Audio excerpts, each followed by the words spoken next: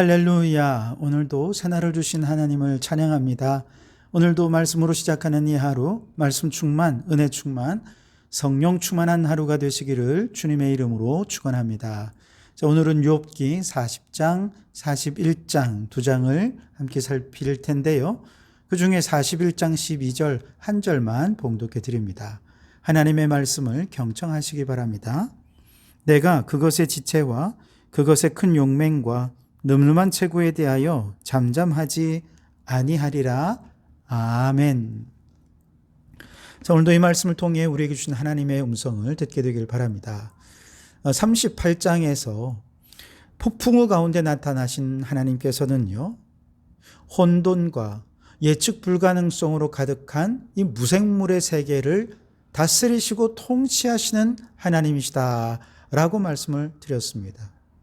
그렇기 때문에 인간의 지혜로 마치 세상을 다 아는 것처럼 자기가 아는 지식을 가지고 하나님께서 자신의 원대로 행하지 않으신다는 이유로 하나님께 불평하고 원망하고 따지는 거 안 된다라고 말씀하시는 것이죠. 지난번에 39장 말씀에는 하나님께서는 생물들의 세계를 다스리시고 통치하시는데 바로 그 생물들의 세계 역시도 혼돈과 예측 불가능성으로 가득 찬 마치 야생의 세계와도 같다라고 말씀을 드렸죠.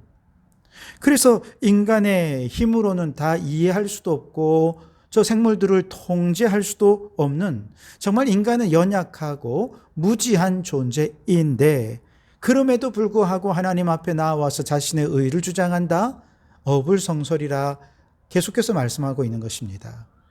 그리고 이제 오늘 40장과 41장 말씀은 이제 이 자연세계 너머에 있는 영적 세력 베헤못과 리워야단에 대해 하나님의 통제 아래 있다. 그조차도 하나님의 통제 아래 있다는 것을 말씀해 주고 있습니다. 자, 40장 15절 말씀을 보시면 이제 소같이 풀을 먹는 베헤못을 볼지어다. 내가 너를 지은 것 같이 그것도 지었느니라 그랬습니다. 베헤못에 대해 소개하고 있죠.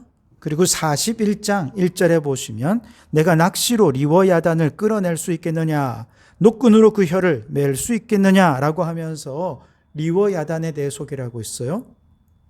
베헤못과 리워야단의 정체가 뭐냐? 이에 대해서는 학자들마다 견해가 크게 엇갈리고 있는데요. 크게 두 가지로 보면 어떤 분은 이것은 실질적인 동물로 생각할 수 있다. 반면에 다른 분들은 영적 세력이다 이렇게 보고 있는 것이죠.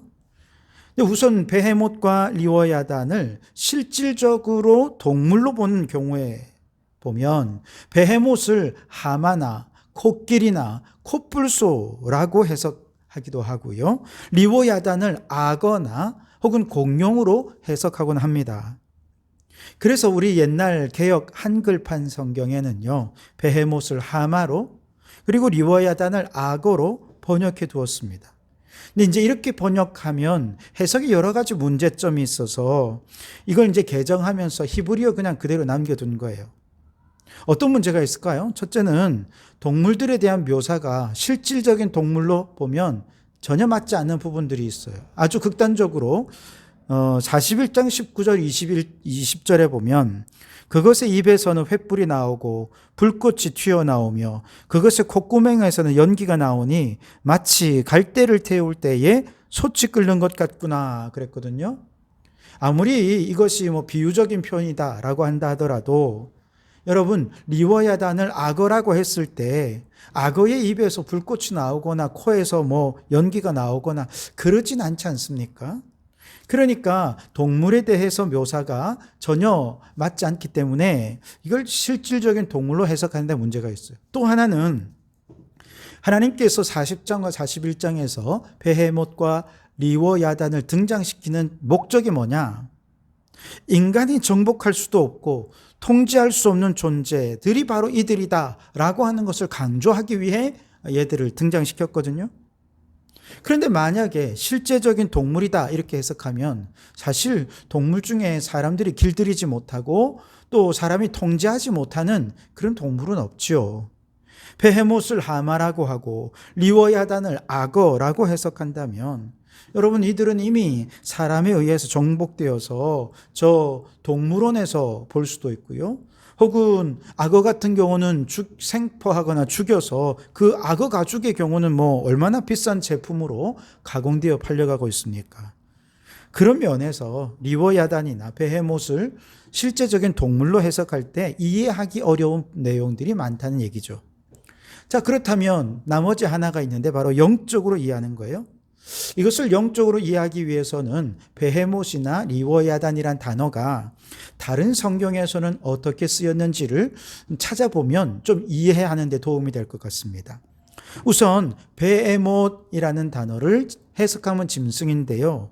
이 짐승들이라고 표현할 수 있는데 이 짐승들로 표현된 베헤못은 다니엘서와 요한계시록에 각각 등장을 합니다. 다니엘서와 요한계시록 모두에서 짐승들 베헤못이라고 하면 이는 악한 세상의 권력들을 말하는 거예요. 다니엘서에 나오는 네 짐승 어떻습니까? 네 짐승은 하나는 바벨론 왕, 메데바사 왕, 또 그리스의 왕, 그리고 마지막으로 로마 황제를 의미하는 거죠. 이 사람들은 하나님이 주신 강력한 권세를 악용해서 하나님의 창조 질서와 도덕의 질서를 대항해서 세상을 혼란에 빠지게 만드는 존재들으로 소개하고 있습니다. 또한 요한계시록 13장에는 두 짐승이 등장하는데 하나는 바다에서 올라오고 하나는 땅에서 올라옵니다. 바다에서 올라온 짐승은 용에게서 권세를 위임받아서 이 세상 사람들을 미혹하고 정죄하는 존재죠. 땅에서 올라오는 짐승은 어린 양 같은데 두 뿔이 있어요. 용처럼 말을 하면서 사람들을 미혹해서 그래서 첫 번째 올라온 저 바다에서 올라온 짐승을 경배하게 하는 이런 역할을 한다는 것이죠. 이들이 누구냐? 당시 시대적인 상황으로 1차적으로 보면 로마 시대에 자신을 신으로 자처하는 로마의 황제를 의미하는 것입니다. 그러나 이걸 영적으로 바라보면 모두가 다 그리스도를 대적하는 사람들, 짐승에게로 이끌고 짐승에게 경배하고 마귀에게 이끄는 적그리스도다, 그렇게 얘기할 수 있겠습니다. 그런 의미에서 베헤못이라고 하면 세상의 권력을 가지고 하나님의 창조 질서를 무너뜨리고 그리스도를 대적하여 마귀에게 굴복하게 하는 존재라고 얘기할 수 있겠습니다. 또한 리워야단은 구약에 총 6번 등장하는데요. 신약에서는 헬라어로 리워야단을 드라콘이라고 읽습니다. 많이 들어보셨죠? 영어로 드래곤입니다. 이것이 영어 드래곤의 어원이 된 것이죠. 34절, 41장 34절에 보시면 이 드래곤, 용을 가리켜서 모든 높은 자를 내려다보며 모든 교만한 자들에게 군림하는 왕이라 그렇게 소개하고 있습니다. 모든 악한 자들 위에 군림하는 왕 같은 존재가 누구냐? 요한계시록 12장 9절 말씀에 그 답이 나오는데요.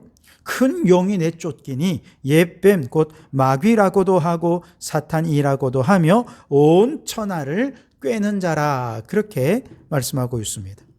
결국 드라콘은 요한계시록, 다니엘, 욥기 모두에 등장하는데 전체를 종합해 보면 결국 사탄을 상징하는 상징적 존재로 이해할 수 있겠습니다. 욥기서에서 사탄은 언제 등장합니까?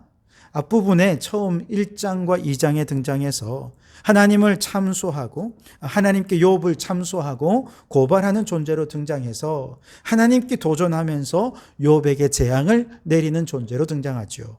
그러다가 욥의 세 친구들과 엘리후가 욥에 대해 거짓으로 정죄하도록 부추기는 미혹의 영이 되었습니다.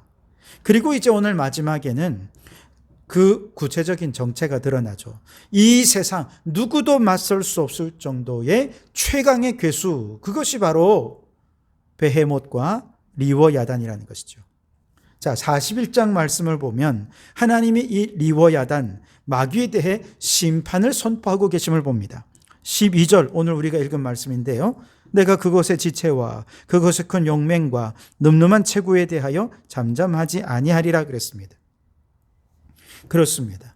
세상의 모든 악한 권세인 베헤못도 그들 위에 왕으로 군림하는 저 리워 야단도 결국 하나님의 섭리와 통제 아래에 있는 존재들이요, 반드시 하나님이 그들의 악행을 심판받을 존재들이라는 거예요.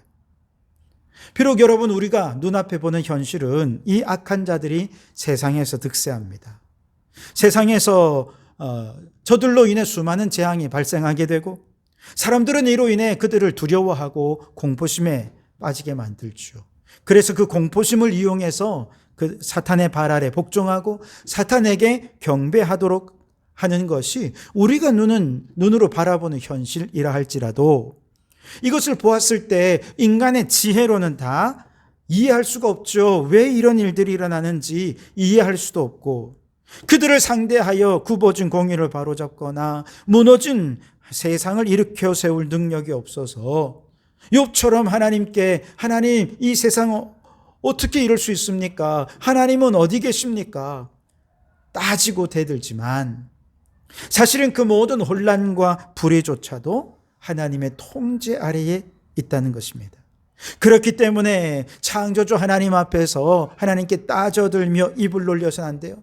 하나님을 비방하고 원망해서도 안 됩니다. 자신의 의를 주장하는 건 더더욱 불가능한 것이죠.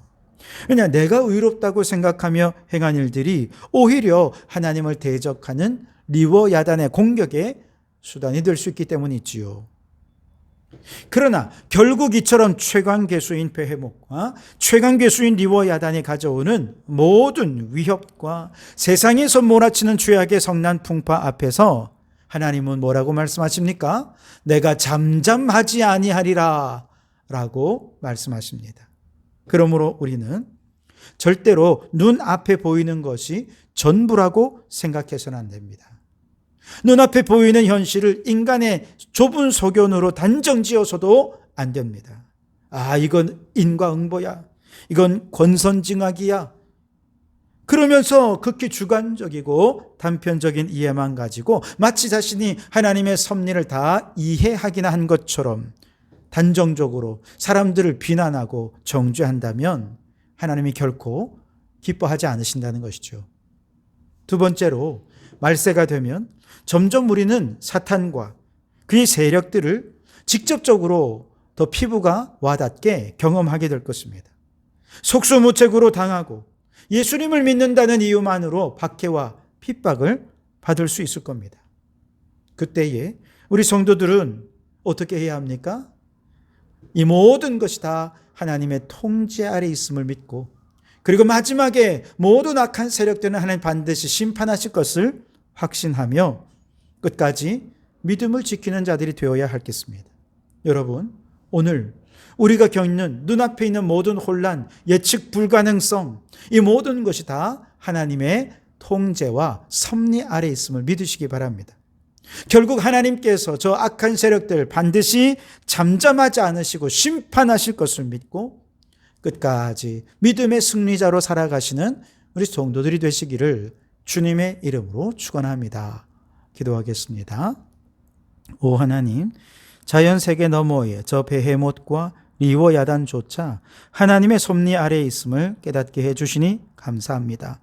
인간의 단편적인 생각으로 눈에 보이는 것이 전부인 양 하나님의 섭리를 다 이해했다고 생각하며 함부로 단정짓고 함부로 정죄하는 어리석은 자가 되지 않게 해주시옵소서.